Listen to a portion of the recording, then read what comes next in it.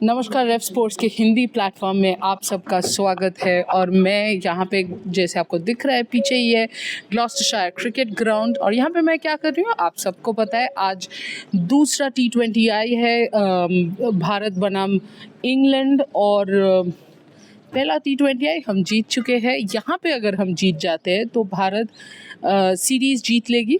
उससे भी अच्छी बात ये है कि लास्ट गेम में जो कैप्टन है हरमनप्रीत कौर, वो खेली नहीं थी, रेस्टेड थी। उनकी जगह पे ऑब्वियसली स्टैंड इन स्किपर थी स्मृति मंदाना।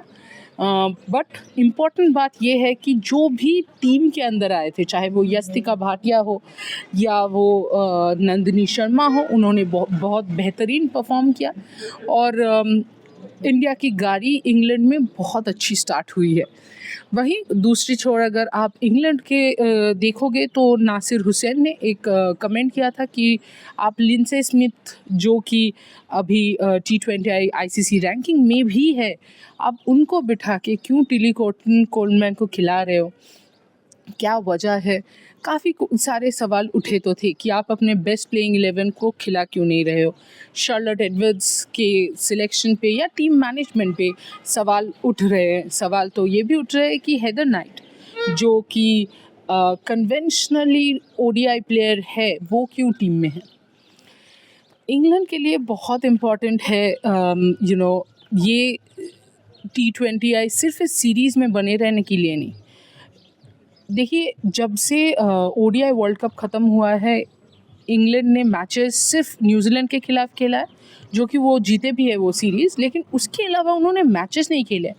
एक होता है कि आप कैंप्स एक के बाद एक कैंप करो, बहुत अच्छा हो सकता है वो कैंप, लेकिन अल्टीमेटली ग्राउंड पे क्या परफॉर्म कर रहे हो वो सिर्फ आप मैच खेल के ही पता कर सकते हैं। और उसमें शुरुआत कहीं ना कहीं थोड़ी सी ख़राब तो हुई है, क्योंकि अभी देखिए लास्ट T20 आई अगर आप लोगे तो इंग्लैंड ने सो फार वर्ल्ड कप के बाद 4 मैचेस खेले हैं, जिसमें 2 उन्होंने जीता है न्यूजीलैंड के खिलाफ, और 1 न्यूजीलैंड के खिलाफ भी हारा है, 1 इंडिया के खिलाफ भी हारा है। तो ऐसा नहीं है कि इंग्लैंड बहुत अच्छे फॉर्म में दिख रहे, काफ़ी ज़्यादा एटलीस्ट पिछले मैच में कम्प्लीटली एमी जोन्स पे हो गया था डिपेंडेंस, तो ये तो है।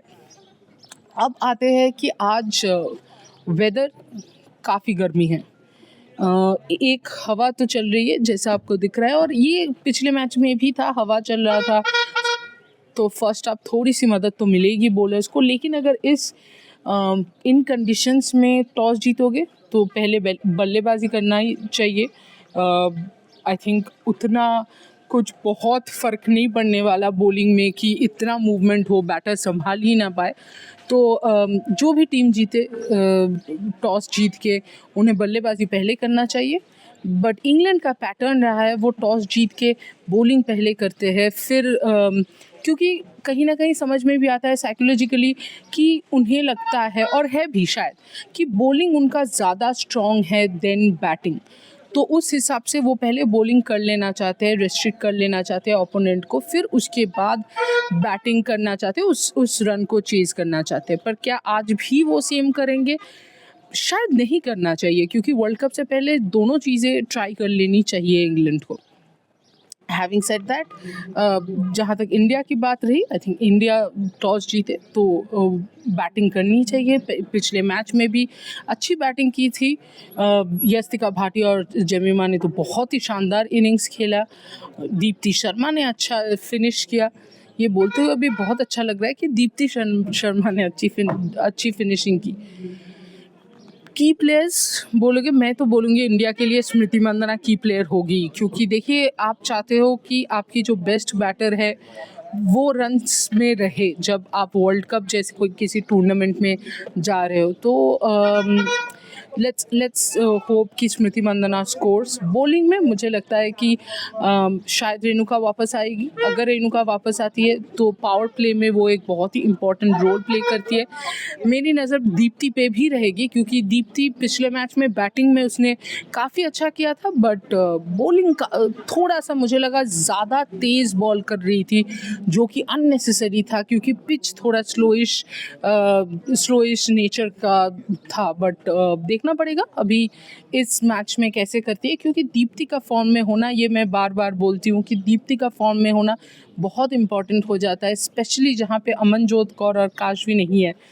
तो ये है। और इंग्लैंड का अगर आप उसी छोर पे देखोगे तो मैं बोलूँगी ये मैच सोफ़ी एकिलस्टन के लिए बहुत इम्पॉर्टेंट है, क्योंकि देखिए सोफ़ी एकिलस्टन बहुत ही मंझे हुए खिलाड़ी है। उन्होंने वो काफ़ी महीनों से नंबर 1 T20 बॉलर थे, आज भी आईसीसी रैंकिंग में टॉप 10 में है, लेकिन कहीं ना कहीं उनका वो रिदम, वो शार्पनेस चला गया है, वो फिटनेस भी मुझे कभी कभी लगता है उनका चला गया है शायद। क्या वो वेरिएशन वापस ला सकते हैं? क्या वो उस वेरिएशन के चलते अपनी जगह सुरक्षित कर सकते हैं प्लेइंग 11 में? हाँ, आपने सही सुना, क्योंकि लिंडसे स्मिथ जिस तरीके से बॉलिंग कर रही है, काफ़ी डिफ़िकल्ट है उनको टीम से बाहर रखने का। शायद सोफ़ी एकिलस्टन की बैटिंग थोड़ी सी बचा ले उनको, लेकिन उनको ब्रेक थ्रूज देने पड़ेंगे। अगर टीली कोलमैन को दोबारा चांस मिलता है और वो विकेट चटकाते हैं, जहां सोफ़ी एकिलस्टन ना विकेट चटका पा रहे हैं ना रन्स रोक पा रहे हैं, वहां पे जाके कहीं ना कहीं शार्लेट एडवर्ड्स के हाथ भी बंधे हो जाएंगे और सोफ़ी एकिलस्टन के लिए भी वो प्रेशर बनते जाएगा।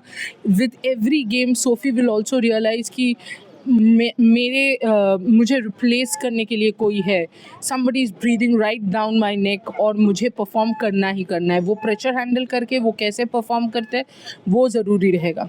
और बैटिंग की अगर बात करोगे तो मैं बोलूँगी कि हेदर नाइट के लिए अच्छा खेलना बहुत बहुत इम्पॉर्टेंट हो जाता है। हमें अभी भी नहीं पता कि नैट सिमरब्रंट क्या वर्ल्ड कप में खेल पाएंगे, नहीं खेल पाएंगे। बोला जा रहा है कि वो खेल पाएंगे, लेकिन उनकी इंजरी कितनी होगी, कितने मैचेस खेल पाएंगे, वो काफ़ी इम्पोर्टेंट होगा आगे जाके। तो अगर नैट सिमरब्रंट नहीं खेल पाते तो वो मिडिल ऑर्डर पूरा वो दरमदार होगा हेदर नाइट पे संभालने के लिए, रन्स बनाने के लिए और थोड़ा जल्दी रन्स बनाने के लिए।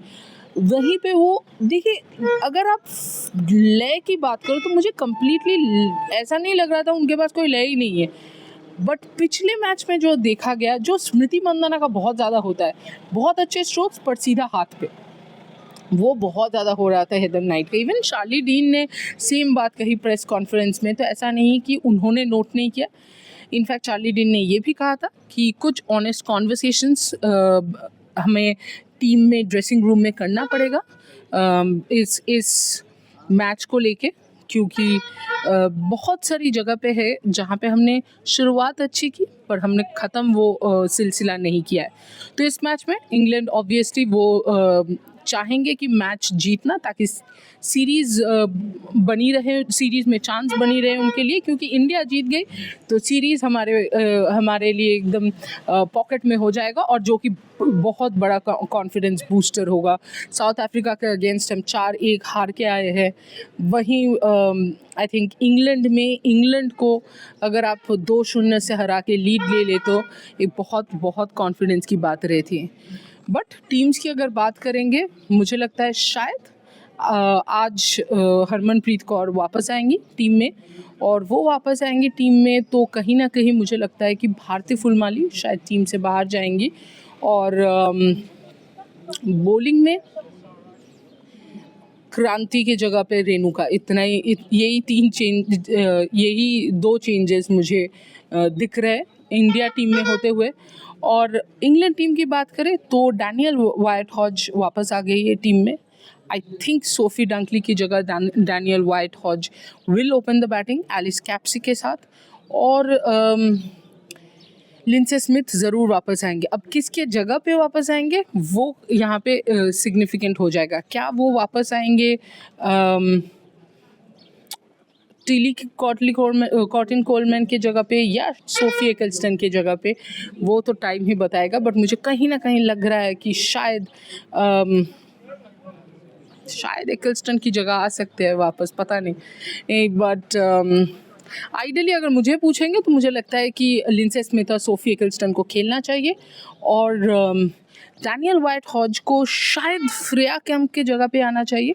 सोफिया डंकली को थोड़ा सा पीछे पुश कर देना चाहिए, क्योंकि मुझे नहीं लगता कि सोफिया डंकली इक्विप्ड इनफ है, उनकी बैटिंग टेक्निक इनफ है to face the openers. In fact अगर फ्रेया कैंप की थोड़ी सी ऑफ साइड गेम होती तो मैं बोलती कि वो राउंड द विकेट खेल सकते हैं, तो शायद सोफिया डांकले की जगह भी नहीं बनती है. But in general it will be a toss up I feel between Dunkley and Freya Kemp. But definitely Danielle Wyatt Hodge has to open with Alice Capsey. End of match. फिर मैं match report लेके आऊँगी. जुड़े रहिए रेव sports Hindi के साथ. Like, share और subscribe ज़रूर कीजिएगा, मत भूलिएगा. और IPL फाइनल है, वो भी एंजॉय कीजिए. India women versus England women भी एंजॉय कीजिए. और देखते रहिए रेव स्पोर्ट्स. Thank you.